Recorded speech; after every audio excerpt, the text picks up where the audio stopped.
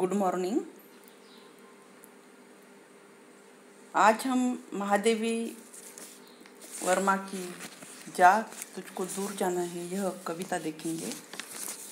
तो इस जाग तुझको दूर जाना है इस शीर्षक से हमें ये ज्ञात होता है कि जो सोई हुई आंखें है यानी कि जो सोया हुआ है उसको जगाना है। जाग रही है कविता कि जाग तुझको दूर जाना है। तो हम यह कविता के अंतर्गत ये देखेंगे। इस कविता के रचनाकार महादेवी वर्मा का अल्पसा परिचय यह है कि महादेवी वर्मा का स्थान हिंदी साहित्य के क्षेत्र में अनन्य साधारण है। इनका जन्म 26 मार्च 1907 को उत्तर प्रदेश के फर्रुखाबाद नगर में हुआ था। इनके पिता श्री गोविंद सहाय वर्मा इंदौर के एक कॉलेज में प्राध्यापक थे। माता धर्मपरायण महिला थी। इंदौर में प्राथमिक और आगे की शिक्षा प्रयाग विश्वविद्यालय में हुई थी। प्रयाग प्राचार्य के रूप में इन्होंने बहुत समय तक कार्य किया। बाल्यावस्था से ही महादेवी जी के काव्य रचना की योग्यता थी। रश्मि, निहार, दीपशिखा, सांध्य गीत और यामा इनके प्रमुख काव्य ग्रंथ है। यामा के लिए इनको ज्ञानपीठ पारितोषिक से सम्मानित किया गया था। महादेवी जी श्रेष्ठ कवियत्री तो है ही, लेकिन उनकी जो रचना है उन्होंने गद्य विधा में अपनी रचनाएं सृजन की है। गद्य लेखिका के रूप में भी वे विशिष्ट स्थान रखती है। उनका साहित्यकार संसद की भी स्थापना की थी। पद के साथी, स्मृति की रेखाएं, क्षणदा, अतीत के चलचित्र, श्रृंखला की कड़ियाँ इनकी गद्य रचनाएं भी प्रसिद्ध है। लेखन के साथ साथ महादेवी वर्मा जी ने संगीत और चित्रकला में अपनी रुचि कायम रखी थी। जाग तुझको दूर जाना है कविता द्वारा महादेवी जी कह रही है कि मनुष्य यदि दृढ़ संकल्प कर ले तो वह संसार का हर कार्य कर सकता है। संकल्प एक ऐसा बल है जिसके आगे असंभव कुछ भी नहीं रहता। जब तक मनुष्य में आलस्य की भावना रहेगी तब तक उससे कुछ भी न होगा। वह अपना समय व्यर्थ ही नष्ट करेगा। यदि मनुष्य सफलता की सीढ़ियों पर चढ़ना चाहता है तो उसे संकल्प की शक्ति को धारण कर कर्मपथ पर चलना रहेगा। यानी कि कवियत्री का यह कहना है कि हमारा अगर संकल्प दृढ़ है तो हम वहाँ तक जरूर पहुँचते हैं। और उसके लिए हमें क्या करना चाहिए, किस चीज़ का त्याग करना चाहिए, आलस्य। अगर हमारे मन में, हमारे शरीर में हम स्थूलता है तो आलस्य आ जाता है तो हम उस पथ तक नहीं जा पाएंगे। इसलिए उन्होंने कहा है कि तुम्हारे जो आँखों में ओझलता आई है, जो श्यामलता आई है, जो आपकी आंखें लग रही है, आप आलस्य आया है आंखों में, तो जागो और कहाँ जाना है, गंतव्य तक। यानी कि जहाँ का आपका संकल्प है, जो आपका संकल्प है उसको पूरा करना है। तो ऐसी यह महादेवी जी की यह कविता है। तो चीर सजग आंखें उनिंदी आज कैसा व्यस्त बाना यानी कि शरीर को कहा है। चीर सजग आंखें उनिंदी आज कैसा व्यस्त बाना, जाग तुझको दूर जाना है। उनिंदी का मतलब नींद से भरा हुआ, जो आंखों पे नींद है, ओझल से हुई आंखें, उस पर नींद आ रही है। तो चीर सजग, तू आंखें खुली रख और जहाँ तुझे जाना है, जिस संकल्प के साथ तू तेरा संकल्प है वहाँ तक जाने के लिए तुझे क्या करना चाहिए, आंखें सजग रखनी चाहिए, जागते रहना चाहिए, उदासी सब नष्ट होनी चाहिए। अचल हिमगिरी के हृदय में आज चाहे कंप हो ले, या प्रलय के आंसुओं में मौन असलित व्योम रोले।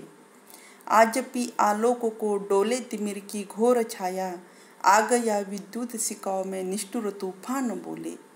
पर तुझे है नाश पथ पर चिन्ह अपने छोड़ जाना। क्या कहा है कवि ने? कवियत्री महादेवी वर्मा यही कहना चाहती है कि तुझे सदैव सजग रहना चाहिए। महादेवी वर्मा पथ की साथी है। उन्होंने अपने प्राणों को आलस्य में देखकर वह चिंतित हो, यानी कि आलस्य देखकर वो चिंतित होकर कह रहे कि वे कहते हैं जीवात्मा तुम्हारी आंखें सदैव सजग रहकर प्रिय पथ की राह देखती रहती है, परंतु आज ये आंखें इतनी सुस्त क्यों है, अलसाई क्यों है, आज तुम्हारी वेशभूषा भी अस्त व्यस्त क्यों है। तुम जागकर सजग हो जाओ, क्योंकि गंतव्य मार्ग दूर है और तुम्हें तुम्हारे लक्ष्य तक पहुंचना है, तुम्हारे मंजिल तक तुम्हें पहुंचना है। और उसके लिए हो सकता है तुम अपने मार्ग की कठिनाइयों से भयभीत हो रहे हो, हो सकता है उस मार्ग तक जाने के लिए तुम्हें अनेक कठिनाई आए, हिमालय पर्वत के हृदय से भय का कंपन होने लगे, आकाश थरथर होकर अश्रु का प्रलय करने लगे, प्रकाश में अंधकार छा जाए, फिर भी तुम्हें क्या कर रहना है, सजग रहना है और घोर अंधकार को नष्ट करते हुए वो अपने गंतव्य तक तो आपको जाना है। चाहे बिजली की धमक में भयंकर तूफान आ जाए, हृदय में भय से कंपन होने लगे, फिर भी तुम्हें क्या करना है, अपने दृढ़ संकल्प कर पे गंतव्य तक जाना है। संसार में भयंकर प्रलय का दृश्य उपस्थित हो जाए, किंतु तुम निराश मत होना और भले ही तुम्हें मर जाना पड़े, पर तुम्हें लक्ष्य तक पहुंचना है। लक्ष्य तक पहुंचने के लिए खुद मिटकर तुम्हें स्मृति छोड़ने जाना है, पर तुम्हें लक्ष्य तक जाना है और यही तुम्हारा लक्ष्य है। यानी कि लोग कहेंगे नहीं, वहाँ तक जाने के लिए उसने क्या क्या कठिनाई का सामना नहीं किया। हर कठिनाई को सामना करके हमें हमारे दृढ़ संकल्प तक पहुँचना है। इसलिए कवियत्री कहती है कि जाग, तुझको दूर जाना है। दूसरे खंड में कवियत्री यह कहती है कि बांध लेंगे क्या तुझे यह मोम के बंधन सजीले, बांध लेंगे क्या तुम्हें यह मोम के बंधन सजीले, पत की पाथा पड़ेंगे तितलियों के पर रंगीले, विश्व का क्रंदन भुला देगी मधुप की मधुर गुनगुन, क्या डुबा देंगे तुझे ये फूल के दल ओस गीले, तू न अपनी चाह को अपने लिए कारा बनाना। तो अपनी इच्छा को कारा बनाना यानी कि बंधन में मत बांधना। यानी कि दूसरे कड़वे में यह कहती है कवियत्री कि वह जीवात्मा है जो सांसारिक मोह माया के बंधनों से दूर रहना है। तुझे उस दृढ़ संकल्प तक जाने के लिए अपने प्रियजन से भी बिछड़ना पड़े तो बिछड़नों का वियोग भी तुझे सहन करना है। तू अपने कारागृह में बंदिस्त मत कर। कौन सी कारागृह? मोह का कारागृह, लोभ का कारागृह। यानी कि उस मोह में तू मत बंध जा। तुझे उस संकल्प तक जाने के लिए वो मोह माया छोड़ दे, तोड़ दे और वहाँ तू अपने गंतव्य तक जाने के लिए तैयार हो जा। इस संसार के आकर्षक बंधन को जो मोह के समान है वह तुम्हें आगे जाने से रोक लेंगे। तो तुझे क्या करना है? उस रंगीन पंखों के समान तुम्हारी सुंदर कल्पना के सुख तुम्हारे साधना पथ के मार्ग में अवरोधक बन जाएंगे। तो तू उसके तरफ ध्यान मत देना। क्यों ध्यान मत? उसमें फंसना नहीं है, उसमें बंधना नहीं है, उसमें गुंतना नहीं है और तुझे जाना है आगे। संसार नश्वर है। ये सब क्या है चीज़ें? ये रंगीन चीज़ें क्या है? नश्वर है।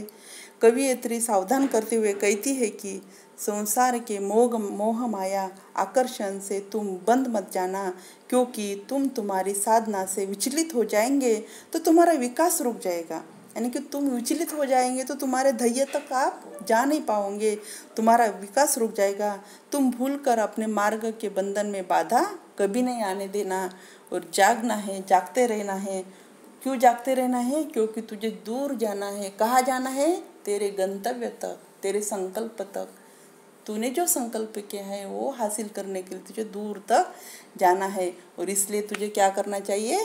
जागना चाहिए, आलस्य छोड़ देना चाहिए और जाग जाना चाहिए। ठीक।